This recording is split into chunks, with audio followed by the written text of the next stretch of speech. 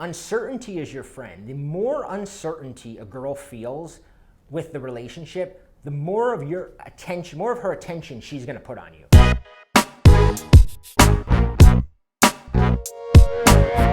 Hey guys, Bobby Rio back with Rob Judge, and in today's video, we're gonna talk about that moment. That moment when you've gone out with a girl for a few dates. Things were going good, right? You guys vibe, she seems to like you, you guys have things in common, and then you text her. And an hour goes by and she didn't respond, and now 2 hours go by and she hasn't responded, and in the pit of your stomach, right? You just know like something changed, and you can't put your finger on it, right? But you just know like something changed. I remember it happened to me with this girl, Chrissy, that I was dating, and I went out with her a few times. Awesome, right? And she used to always reply right away. Like right away, she'd be like, laughing, LOLs, asking me questions. And first it started with her not responding until the next day. And then she wrote back, oh, sorry, I was busy. And I had that momentary like release, like, oh, okay, it's all right, she responded.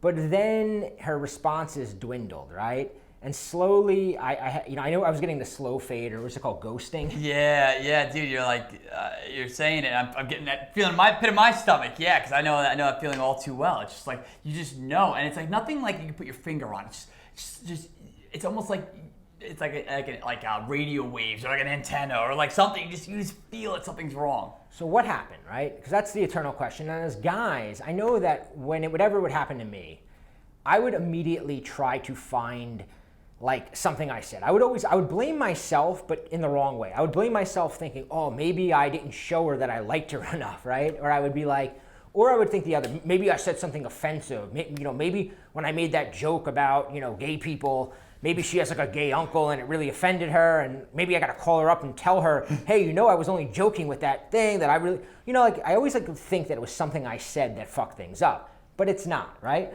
No, it's never really something you said. In fact, a lot of the times it's because you said too much. A lot of the times, at least from what I've seen, is that when girls don't text you back, it's because you've tipped your hand so much that she's not really that interested anymore. She's not really wondering what's going on with you because you've made yourself too predictable. Yeah, we always say that if you know the end of a movie, you really have no incentive to watch it, right? And a lot of guys, I know both of us were guilty of this before we started figuring this stuff out, is we want to give her certainty, right? So like within a couple dates, we're already like, planning out future dates. We're talking about things that we're gonna do together. And we're coming across basically as predictable as a children's book. She knows what we want, right? She knows we want to be her boyfriend. She knows we're angling for a relationship. She knows we really like her. And in her mind, it's like when you know the end of a movie, what do? Right? If you turn a movie on and you know what's gonna happen, you're like, you know what? I can always come back to this later. Let me flip the channels and see if there's anything better. Yeah, I was even gonna say that. I think it goes even deeper than that. I agree with everything you're saying, that when you're giving that certainty by telling her, oh, I want to be your boyfriend, or I really like you, or oh my God, I haven't met a girl like you in a long time, or anything that you're really kind of tipping your hand about how much you like her before you really get to know her. That's all absolutely true. But then it goes, I think, even a level deeper, where if you become predictable in your humor and what you say, even like when you text her, if you're not shaking things up a little bit and keeping her on her toes, and this is why a lot of times I'll advise guys to, I'm not going to say be offensive, but to take the filter off a little bit and be okay joking around with a girl, even if like Bobby said, like maybe sometimes a joke might be a little bit, might seem like, oh, should I say this? Oh, but like if it's something you would say to your friends and they would find it funny, sometimes within reason, obviously, you don't want to be, joking around with some stuff I say to my friends. I wouldn't be repeating to women, but here's a little trick that I also recommend, and I always tell guys, and it works fabulous, right? Have you ever been out with a girl, and maybe you've gone out on a few dates with her, and then like you go to hang out with her, and she's kind of like quiet, right? And she's like, she's not like being as friendly and talkative, and you start bugging out. You're like, what's going on? Like, and you like start like trying to like make her laugh and trying to get her in a good, and then by the end of the night, she's good and everything's good, right? So I say, do that to her. Like show up on a date one day and be kind of like not really trying that hard, and make her wonder like, what, why is he, he's kind of quieter today. And she'll start bugging out, right? And a lot of guys are afraid to make a girl bug out. But here's the, like, if I can drill one thing into you that is going to change the way your relationships progress, it's uncertainty is your friend. The more uncertainty a girl feels with the relationship, the more of your attention, more of her attention she's gonna put on you. So basically think about it like this. If she knows you're a sure deal, if she knows that you're an easy catch, if you're a sure thing, her mind starts wondering. She's like, he's there, you know? But if she doesn't know, like, it's kind of like, I always say, like, going back to the movies, you ever flip the channel and like some like true crime stories on, right? And you watch like 5 minutes of it, and all of a sudden you're like, I need to know what happens, right? That's kind of what it's like. Like, even if she didn't initially like you that much, the uncertainty of why is he doing, like, now she's putting an effort. Now she needs to know. She's got to know what's going to happen.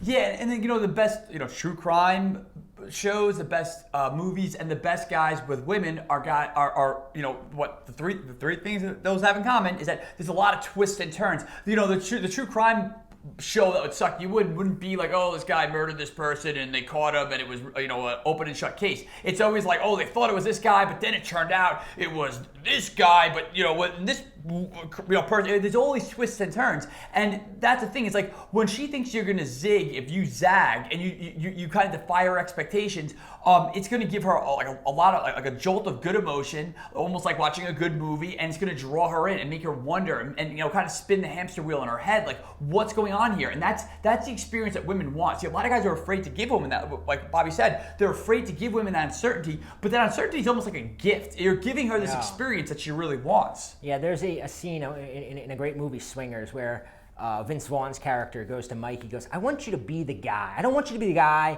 in the rated PG-13 movie that everybody's kind of rooting for. I want you to be the guy in the rated R movie where you don't really know where he's coming from, what he wants, you know, what he's after. And that's really the guy you want to be. Women may think that PG guy is cute, but they're always going to have that emotional attraction, right? That strong desire for that rated R guy who she's not quite sure about. So, you know, what Rob and I did was we kind of reversed engineered things, right? Because we've been teaching now dating advice, both of us, over 10 years. And work between our own stuff and our students. We started reverse engineering, right? We kind of took, okay, here's the feeling you have where you're completely infatuated with somebody, right? And then we reverse engineered it and went through all the phases. And we figured out that there was a pretty, I guess it was like a blueprint, right? Yeah. Of creating this feeling. And we designed something that we call the scrambler. And it's really a roadmap that you can follow, because it's one thing for us to explain this idea of create uncertainty in a video that's, you know, 5 minutes long, but how do you do it, right? And that's what the scrambler will explain.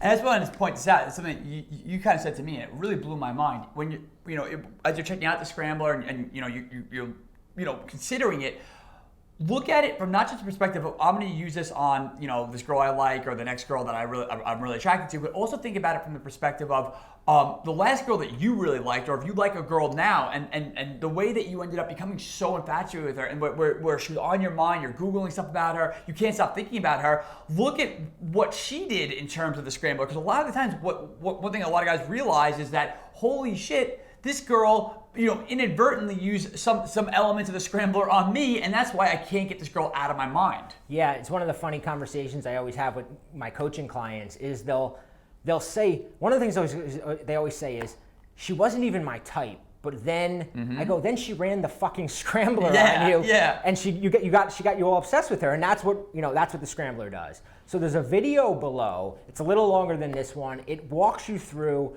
what the scrambler is, why it's so effective, and how you can use it to get a female friend to fall for you. If you've got a girl that you were dating and she's kind of losing interest and you want to get the power back, right? You want her into you again, you can use it for that. If there's a girl in your work, right, and you just have a little crush on her and you want to get her, you know, into you before you take that, because nobody wants to ask a girl out from work when there's a chance you're going to get rejected, right? You want to make sure you're in. So the scrambler will set that up for you, right? It's all the mind games, all the things that will get her thinking about you when you're not around, falling for you. So it kind of takes the risk out of it. So the video below walks you through a little bit more in depth. Check it out, leave a comment, and let us know what you think.